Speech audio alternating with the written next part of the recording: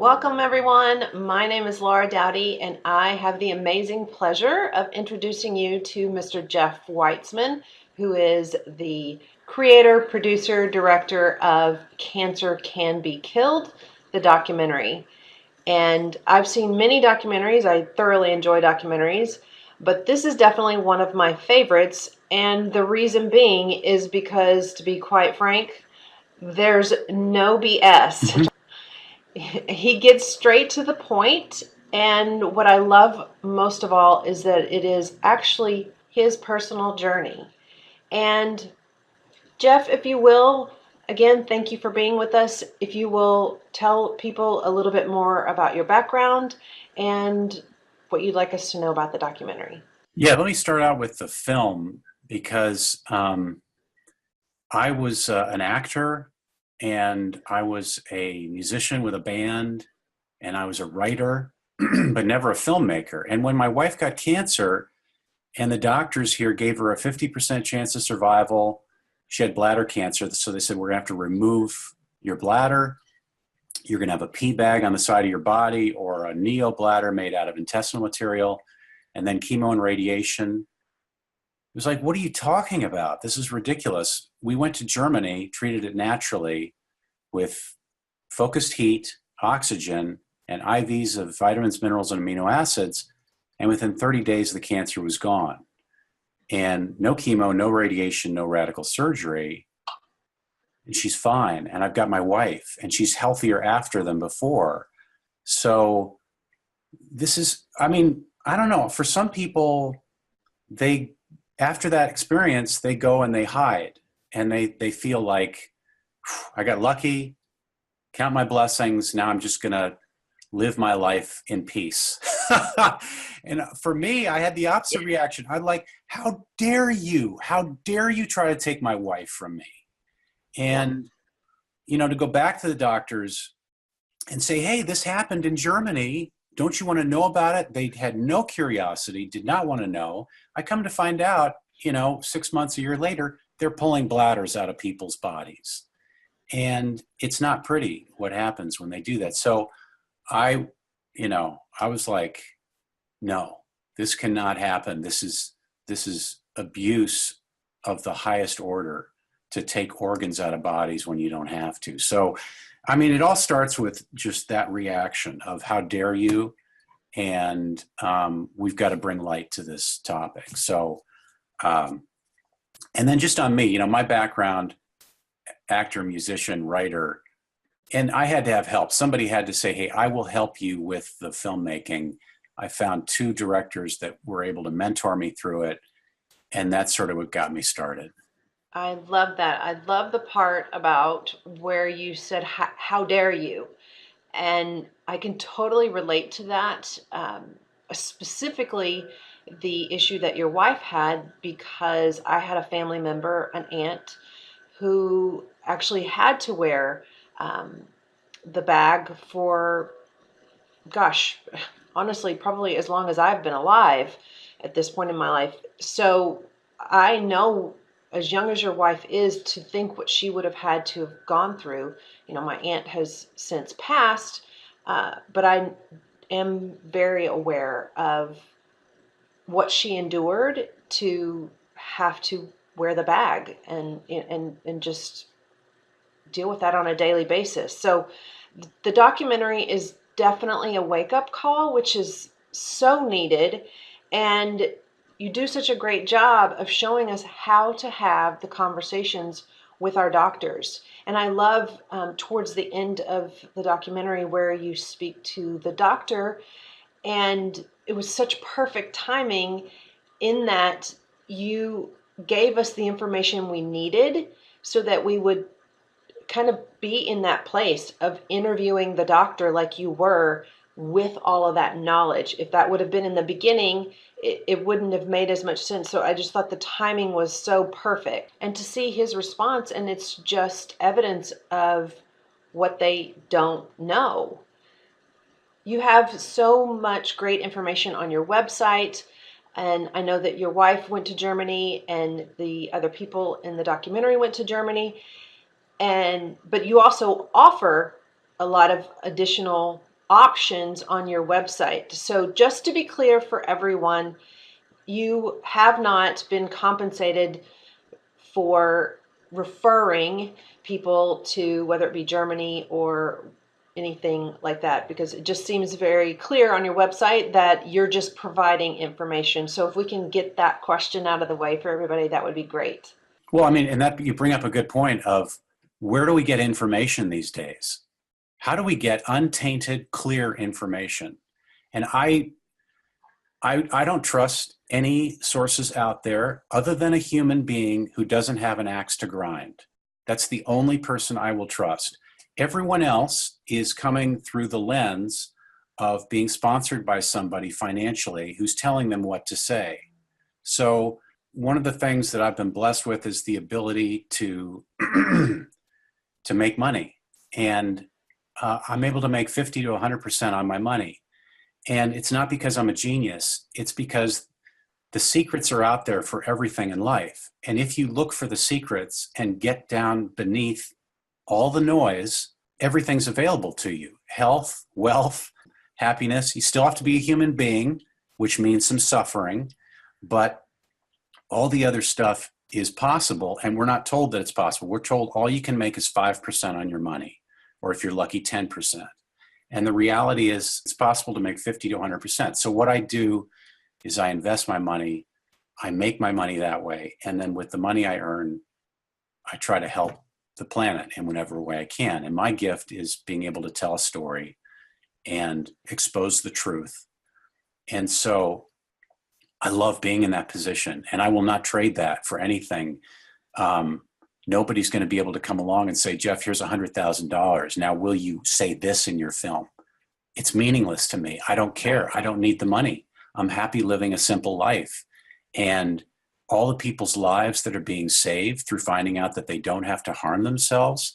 Are you kidding? It's priceless. There's nothing better in life than that. So yeah, I will continue to be not funded by anybody and just looking for the truth. And if anybody has something to educate me with, I want to know about it. I'm not pushing anything. I'm constantly searching for the truth. Love that. Totally love your answer. Thank you for being so clear. And honestly, I don't blame people for questioning. For that very reason is why we question our doctors. So, and I tell people all the time, question everything. So I think it's great to know and have all of that cleared up. And I appreciate your honest answer. I would love for people to be clear about, for your wife, when exactly was she diagnosed with the cancer in her bladder? Yeah, it happened as we were getting rid of our kids, sending them off to college. So I don't know, the body's funny that way, you know, where it finally exhales. And when it starts exhaling, it goes, okay, now I can reveal all these problems I have. And it was May of 2015. You know, we were just finishing up high school for the last girl, and we have two kids, a boy and a girl. And I don't know, I think my wife had some pain urinating, and she went in to get checked up, and they said, oh, you've got some calcification in there. And she went in to get this so-called calcification removed, and the doctor came out of the operating room, and he said, oh my God, it was a tumor, and it's in the muscle wall, and we can't get rid of it now, and your lives are going to change forever. And he had this grim look on his face. I mean, it's funny now, but at the time, half of me was like, oh my God, is this possible? And then the other half of me was like, no, this is a medical doctor. Not necessarily everything he says is true. My father was a medical doctor. I know these guys. You know, I know they don't have all the information. So at any rate, that was 3 years ago. That was May of 2015. We went to Germany in like late June, early July 2015, came back, got the test. She had and all the cancer that was in her before was completely gone. And now a new little tiny polyp started growing. And for her, that was an indication that I got to be serious about nutrition. That's the only way I'm going to keep cancer away forever. And so she got her nutrition nailed down, started making a smoothie a day, no sugar, very little red meat, cut out dairy, cut out gluten. You know, these are the things that are hard for the body to digest. And so her problem is her gut. That's where the cancer is. So by fixing that, the cancer didn't come back. So I feel like she's a little scientific experiment. We just kind of watch what happens with her, and then we're able to educate people on what works and what doesn't. Well, and I love in the film how your wife, she talks about how cancer can't survive in an alkaline body. And that information, as she says, has been out there for a really long time, but for some reason people have just shelved that into like the category of crazy or something. It blows me away. But when it happens to you personally, it's information like that. It's information like what you are providing that give people hope. And that's priceless. Of course, I hate that she had to experience it coming back because of all of the emotional, you know, as scary as all of that is. But as you said, it does, that C word or any dis-ease in the body is the body speaking to us and telling us, hey, take an inventory. There's something that you're overlooking here. And I love that she looked at that polyp showing up as that, as opposed to, oh, I'm just never going to be able to get over this. So I would love if you could expound on that. Yeah. I do want to say something about that. My wife in the film says, cancer is not some alien that came in from the outside and took over your body. Cancer is your body creating something because something's out of balance. And when you get it back in balance, then the cancer goes away. And this message is sort of repeated over and over in the film. Everybody in the film, their life was out of balance in some way. And then they get it back in balance, and then the cancer has no more room to grow. So, that's the sort of the $1 million answer to cancer, is that if you're willing to take responsibility and say, I created this, then you can also get rid of it. I mean, there's tools in the universe to fix the problem, but we have to say, I want to take responsibility and have it fixed. Otherwise, it won't be fixed. And, the people that are dying from cancer are the people, I don't want to put any blame on them, but they're the people who are unable to take that step of saying, I want to take responsibility. And, some of us have been so devastated in our childhoods that we cannot recover to take responsibility. And it's tragic. But the reality is most of us can take responsibility. And for those of us who do, we can get healed. Yes, I love that. Anybody that knows me knows that, for me, the body is just amazing. It is completely miraculous, and we have the power to heal our bodies. So it's interesting to me to think back. There was definitely a shift from when we looked at doctors as kind of town heroes, if you will, and used them as a tool. And then somehow they've shifted into such a position of power, almost as if they're a god. And I love what Deepak Chopra has to say. He says to listen, to hear the diagnosis, but ignore the prognosis. And that's exactly what you guys did, which is just, it's just so inspiring. And I'd love to know, since the film has been out, how many lives have you impacted through providing this amazing information for people to have an alternative choice? Yeah, I mean, over 50,000 people have seen it. I've probably been contacted by 1,000 people.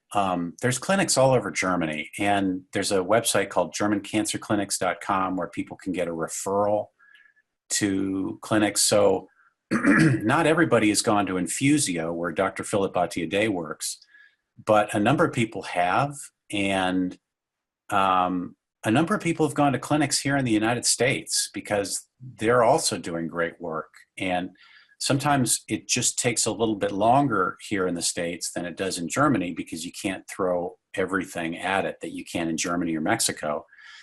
Yeah, I mean, I'm definitely people, a lot of people are getting the help they need, and it's super rewarding. I want to say that you mentioned this thing about when did doctors sort of get into this realm of where they're, inaccurately telling us what to do with our lives. For me, it comes down to humility. Like, what happened to humility? And I think humility is sort of taken out of them by the whole process of medical school, where it's just years and years and years of shut up and do what we tell you to do. And if you ask any questions about what we're doing, you're out, because we've got 100 more students that want to get in here. And if you're going to make some noise and question why we do certain things, my niece is a medical school student, and she noticed that they are pulling prostates out of men's bodies like, it's a car wash or something. And, she said to me, these are totally unnecessary removals. This is just to make some money for a surgeon so we can have a nicer home. I mean, it's ludicrous. So she's got that awareness. She's not able to question it. She can't at any point say, hey, why are you doing this?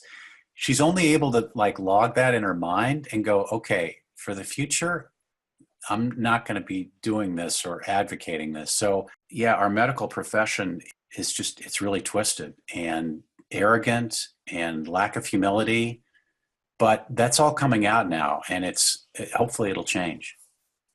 Well, I love the lady at the end of your documentary, and where she talks about how it's not their fault. It's not the doctor's fault. Thank you. It's like you said, the regimen that they go through. And of course, they all have heart. But just like we've been desensitized to, used to not be able to see bras and panties on TV, and now Victoria's Secret's, show is aired. So just like we've been desensitized with that, they too, because of the regimen that they have had to go through, become disconnected. And this is definitely, I know that this is, this documentary is not about bashing. In fact, it's the complete opposite. It's about providing us tools so that we can make decisions about our own body, that we're not having to just listen to the person in the white coat. And what I love so much is that through the work that you've done, you give us permission. You empower us to take back our bodies and take back the decision to what happens with our bodies. So true. And yeah, I so want to make that point. This is not anti-doctor. And I'm now into my next film, which is on child cancer, and the fact that children are being forced into long-term protocols for chemotherapy. Like young children, ages 1 to 5, are forced to go through 2 to 4 years of chemotherapy. It's totally unnecessary. It's not needed. And if the parents say, no, we don't want to do it, Child Protective Services is called into the home to kidnap the child. So these doctors actually have the power that they should not have by any stretch of the imagination. And nobody in the medical industry calls them out on it and says, hey, you guys are way out of line here. First of all, it's against the Constitution, and everybody has a right to their body and what they want to do with it. I see doctors for a multiple number of issues, and I love doctors. And when I get in a car accident, I need a doctor to help put me back together. There are so many different people out there with so many different ways to treat diseases that once we flip the paradigm and we're in charge now and we're educating ourselves, it's a different story, because you move from a place of being passive and somebody giving you the answer, oh, please give me the answer, to, no, I'm in charge now and I'm the one that says what I need. Oh my God, you just opened the floodgates to healing. And it's just making that little switch, you know, from being passive to being in charge. I'm grateful that you brought up, and I'm so glad to hear what your next project is, because I don't have children, but I can't even really delve too much into that because I get too emotional about that. I'm grateful for the fact that you're doing that, and it is such an injustice. And that leads to my last question. I have one more before that, and that is keeping it from coming back. Because I know that inflammation in the body is arthritis, it's everything. So we can get on Monsanto, there's so many topics that we could really get on our little high horses about. But at the end of the day, what is the path to health in your opinion? Yeah. So, and let me just add one more thing about my wife's story, which is that another tiny little polyp started growing, I think it was 6 months ago. And, at first you're like, it's back, and then we realized, we did that inventory, looked at, okay, what were you doing? What have you stopped doing? Because you want to believe this thing is gone and you don't have to, you can live your life how you want to, right? But she realized that the thing she had not been doing leading up to this new polyp was she had not been detoxifying her body. And it's a two-pronged sword that you got to use. One is nutrition and the other is detoxifying the body. And we live in a culture right now where there's toxins and we can't avoid them. They're everywhere. They're in our food.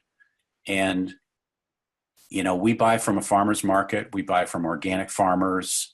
We trust where we get the food. We don't buy from the supermarket anymore. So, now it's like with a doctor. Now we're in charge of that too. Instead of passively saying, give me my food, it's no, I'm going to go get the food and it's going to be good food.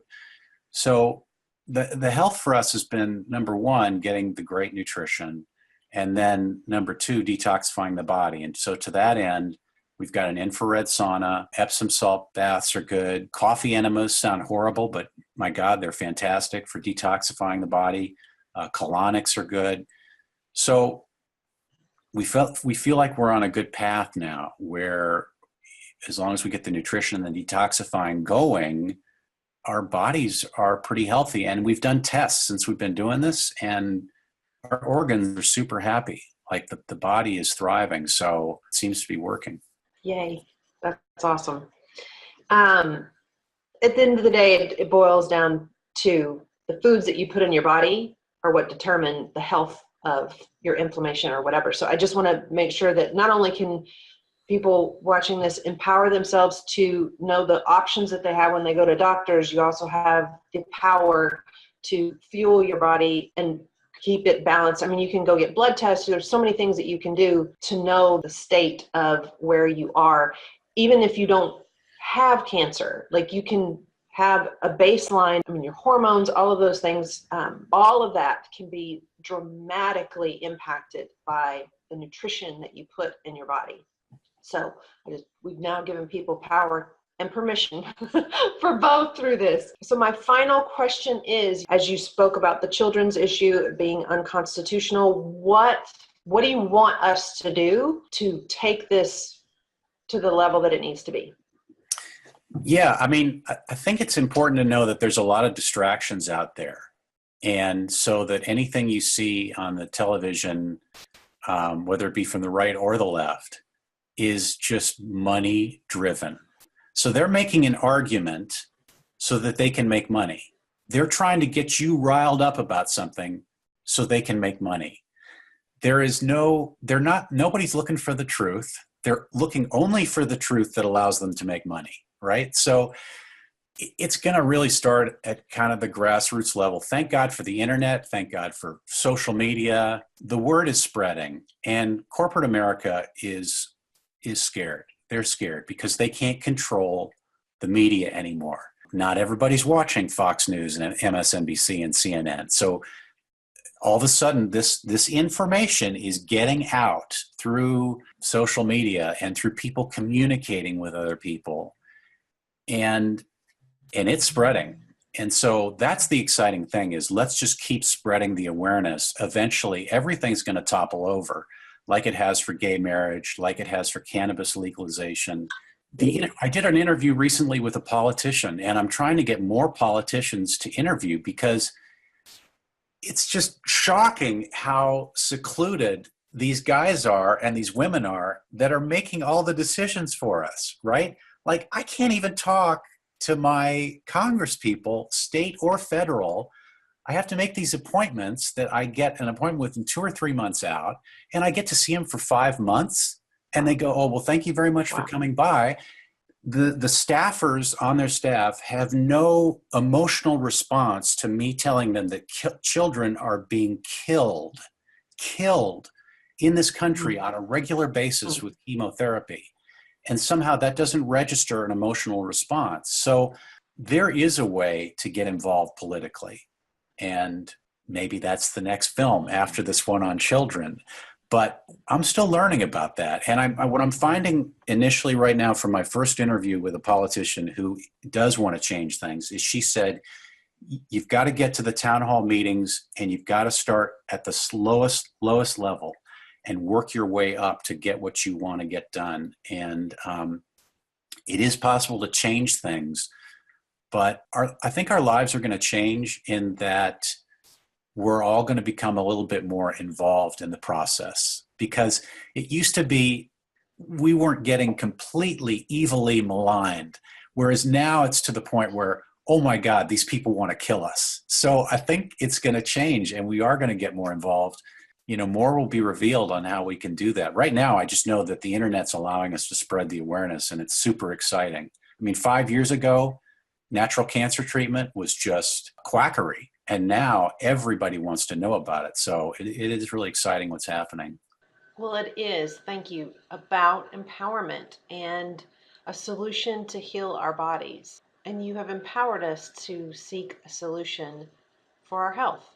And the next level is to reform healthcare, because it is supposed to be working for us and not against us. And the greatest thing is that we can all do something.